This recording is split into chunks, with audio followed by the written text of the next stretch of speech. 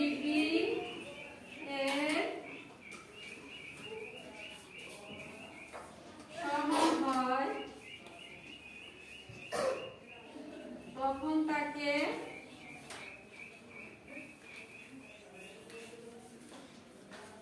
সমান হয় তখন তাকে পূরক কোণ বলে। পূরক কোণ বলে।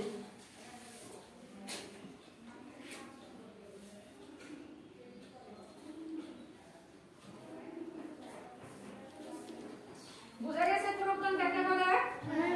আর কিভাবে তৈরি হয়? দুইটা কোণ। এই যে এখানে কয়টা কোণ আমি তো তৈরি করছি? দুইটা কোণ, তাই না? এই ক একটা কোণ, খ একটা কোণ।